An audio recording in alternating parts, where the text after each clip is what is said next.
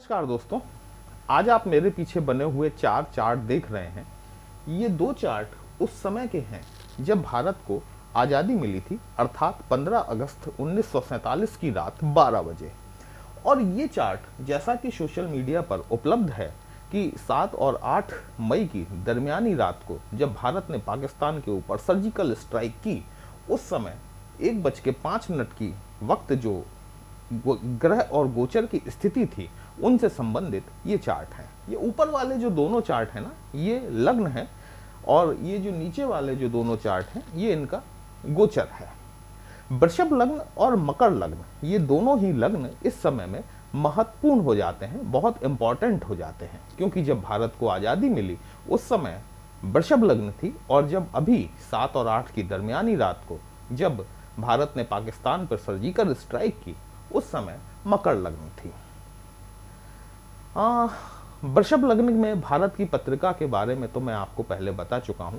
आज हम जो डिस्कस करने वाले हैं वो इस मकर लग्न में चार्ट पर करने वाले हैं। यदि ये टाइम और ये स्थितियां बहुत सही हैं तो ये जो रूपरेखा बनेगी अब भारत के साथ में चलने वाली जो ये युद्ध की स्थितियां हैं, इसका कहाँ समावेश होगा, कहाँ कहाँ ये समापन की ओर बढ़ेगी, कहाँ इनमें तीव्रता आएगी। देखिए, वर्तमान परिस्थितियों की यदि हम बात करें तो गुरु जो है इस पत्रिका के हिसाब से, ये जो सर्जिकल स्ट्राइक की पत्रिका है, इसमें गोचर के के हिसाब से यदि देखा जाए तो गुरु की स्थिति पंचम भाव में मौजूद है। वैदिक एस्ट्रोलॉजी में गुरु को जीवदायक प्लैनेट कहा गया है, वहीं मुंडेन एस्ट्रोलॉजी में गुरु को मृत्यु का कारक भी कहा गया है। थर्ड हाउस आप देख रहे हैं कि शुक्र, राहु और शनि महाराज यहाँ पर बैठे हुए हैं। थर्ड हाउस हमारे पराक्रम का होता है, हमारे डिसीजन मेकिंग का होता है। देखिए, मंगल महाराज जो कि अभी परम नीच की स्थिति में है, सप्तम भाव में गोचरस्थ हैं। यहाँ पर जब तक गुरु पंचम भाव जो है ना, ये पंचम भाव हमारे मित्रों को रिप्रेजेंट करता है। कहीं ना कहीं से हमारे मित्र हमारे ऊपर इस युद्ध की स्थिति को खत्म करने के लिए एक प्रेशर बना सकते हैं।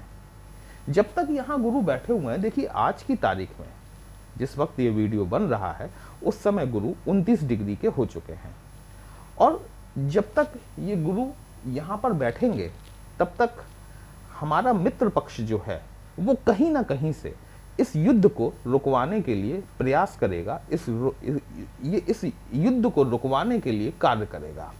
लेकिन जैसे ही ये गुरु की स्थिति परिवर्तित होगी, गुरु पंचम भाव को छोड़कर छठवें घर में आएंगे, शनि की तीसरी दृष्टि जो है ना यहाँ पर पड़ेगी पंचम भाव पर। शनि और राहु की सम्मिलित दृष्टि है। शनि और राहु एक साथ बैठे हुए हैं, दृष्टि नहीं है, शनि और राहु एक साथ बैठे हुए हैं। एक यहाँ पर जो है ना कि शनि की जो तीसरी दृष्टि जो पंचम भाव पर पड़ेगी, ये कहीं ना कहीं हमारे मित्रों के साथ में हमारा एक तरीके से छल, एक तरीके से यह कहना चाहिए कि मिसगाइडेंस की स्थिति को दिखाती है कि हमारा मित्र हमसे कहेगा कुछ और हम करेंगे, और लेकिन उसका रिजल्टेंट जो निकल कर आएगा वो कुछ और निकल कर आएगा।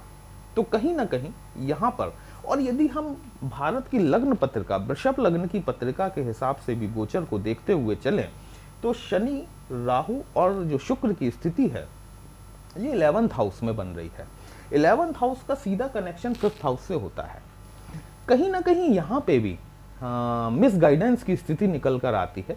हमारे दोस्त या तो उस स्थिति को समझ नहीं पाएंगे, या फिर हमें दोस्तों की तरफ से मिसगाइड भी किया जा सकता है, क्योंकि पंचम भाव हमारे मित्रों का होता है, और 11th हाउस भी चूंकि पंचम भाव से सप्तम भाव है, और वहाँ पर शनि और राहु जैसे दो प्लैनेट बैठे हुए हैं, दोनों षड्यंत्रकारी प्लैनेट हैं। देखिए, कहीं ना कहीं से षड्यंत्रों की स्थिति निकलकर जरूर सामने आती है।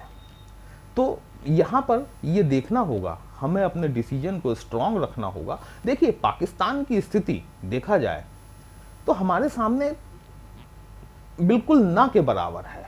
यदि आज लगातार 7 दिन का युद्ध हो जाए तो कहीं ना कहीं पाकिस्तान हमेशा के लिए नेस्तनाबूद होने वाली स्थिति में आ जाएगा, क्योंकि ऑलरेडी वो कटोरा लेकर तो खड़ा ही हुआ है, और IMF से मांग भी कर रहा है कि हमें फंडिंग की जाए। अपने सपोर्टिव जो भी उसके मित्र हैं वहां पर उनसे हाथ फैला रहा है, गिड़गिड़ा रहा है। यदि भारत की स्थिति देखी जाए, हमारी सेनाओं का मनोबल अत्यंत ऊंचा है और साथ ही साथ हमारी सैन्य क्षमता भी पाकिस्तान से कहीं ज्यादा है।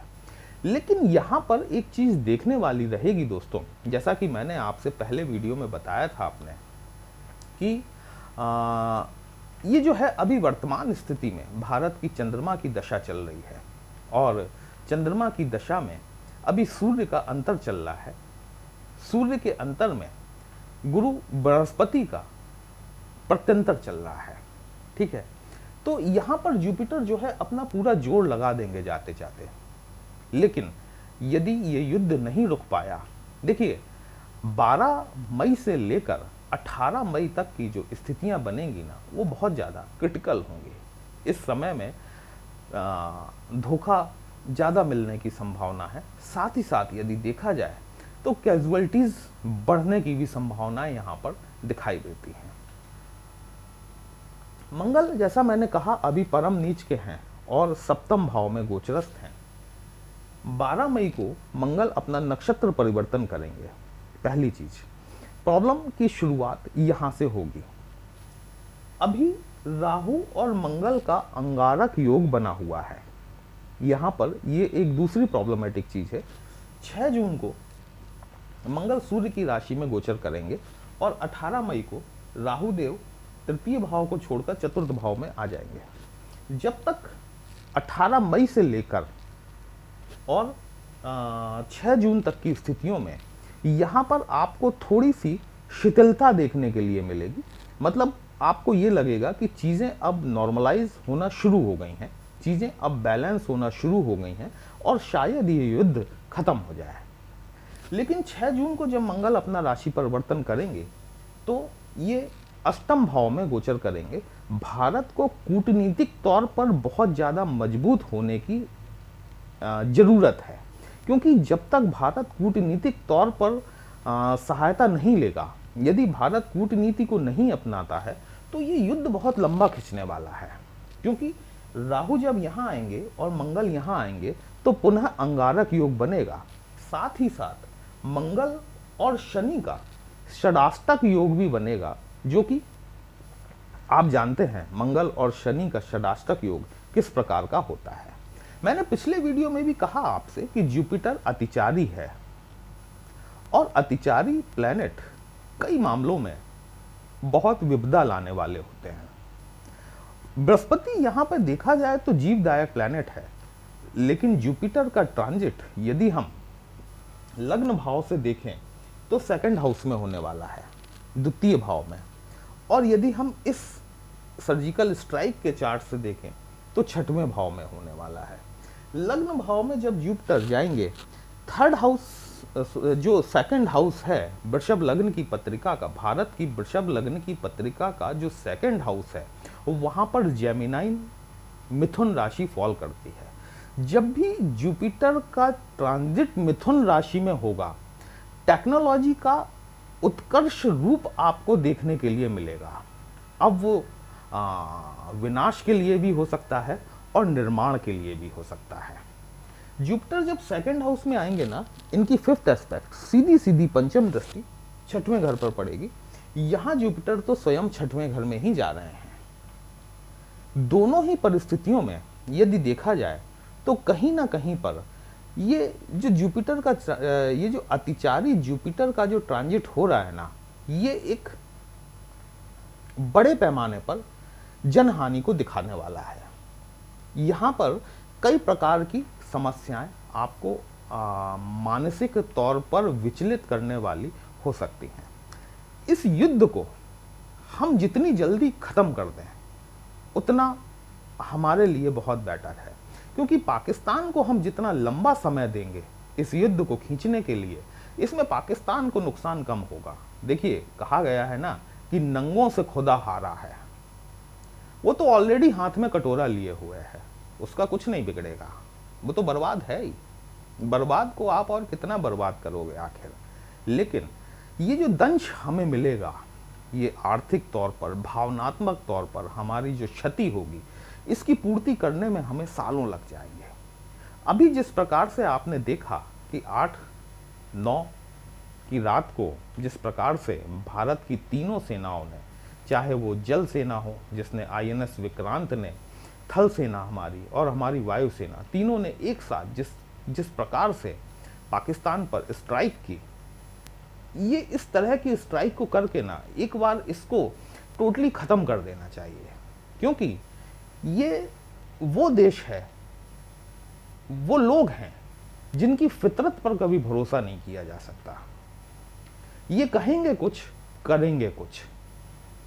आप देखिएगा कि पाकिस्तान एक ऐसा मुल्क है जिसके ऊपर आप कभी भी भरोसा नहीं कर सकते। हिंदुस्तान की आज़ादी के बाद में पाकिस्तान, जब हम और पाकिस्तान साथ साथ आज़ाद हुए थे, लगभग आधा घंटा पहले पाकिस्तान हमसे आज़ाद हुआ था। आज पाकिस्तान की स्थिति क्या है और भारत की स्थिति क्या है? देखिए यहाँ जो प्लैनेट्स हमारे बैठे हुए हैं ना, ये कहीं ना कहीं पर हमें धीमे धीमे उठते गिरते हुए लेकिन भविष्य में आगे की तरफ बढ़ने के लिए एक इशारा करते हैं। हमारा जब भारत की आज़ादी मिली, भारत को जब स्वतंत्रता मिली, उस समय शनि के पुख्य नक्षत्र में भारत का जन्म हुआ। ठीक है, शनि कर्मशीलता है, शनि कल कारखाने हैं। आप देखिए भारत की आज़ादी के बाद से धीमे धीमे ग्रेजुअली हम लड़ते गए, भिड़ते गए, गिरते गए, उठते गए और धीमे धीमे हम एक शिखर की तरफ अग्रसर होते गए। और जब से भारत की चंद्रमा की दशा लगी है, भारत ने पूरे विश्व के पटल पर अपना एक स्थान बनाया, अपना एक झंडा गाड़ दिया।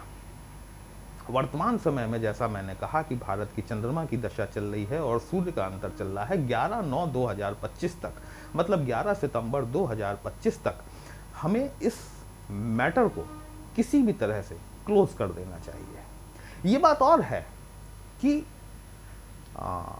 मंगल जो है वो भारत के लिए मारक है। यदि हम नवतारा पद्धति के हिसाब से देखते हैं तो मंगल जो है वो भारत के लिए मारक प्लैनेट बनता है और मंगल की दशा भारत के लिए कहीं ना कहीं कुछ ना कुछ प्रॉब्लम्स लेकर आएगी। तो हमारी कोशिश यही होनी चाहिए कि हम 11 सितंबर तक इस मैटर को निपटा दें, इस मैटर को ख़त्म करें। क्योंकि ये जो है ना, ये देखिए, ये जो स्थिति है, ये जो स्थिति अभी बनी हुई है, ये स्थिति कहीं ना कहीं हमारे मित्रों को भी रिप्रेजेंट करती है। हमारे ये जो पंचम भाव पर शनि की दृष्टि पड़ रही है, ये तो अगले 2.5 वर्षों के लिए पड़ रही है। तो हमारा मित्र मंडल जो है, जैसे कि रशिया हो गया, US हो गया, इजराइल हो गया, ये खुद भी अपनी समस्याओं में ग्रसित रहेंगे।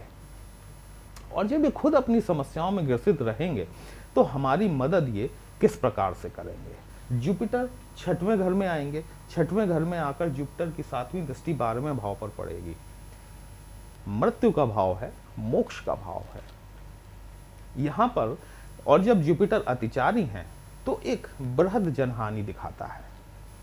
इन सारी चीजों से बचने के लिए ना एक बार हमारे यशस्वी प्रधानमंत्री माननीय मोदी जी को एक हार्ड एंड फास्ट डिसीजन लेना चाहिए और इस मैटर को ख़त्म करना चाहिए। चाहे पाकिस्तान के टुकड़े कर दिए जाएं, बांग्लादेश तो हमने बना ही दिया, बलूचिस्तान अलग बना दें और जितने टुकड़े कर सकते हों। और ये टुकड़े भविष्य में जाकर एक अखंड भारत का निर्माण करने वाले हैं।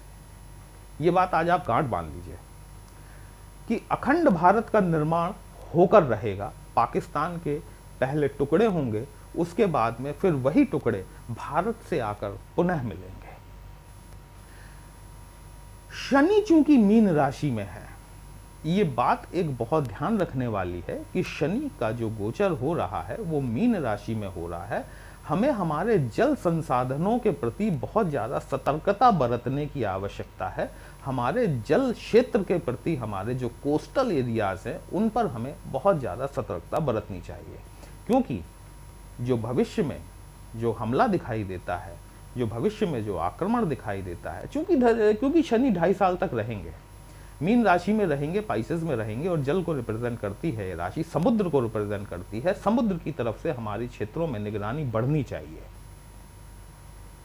और पुनश्च एक बार कि भारत माता की जय, जय हिंद, जय भारत।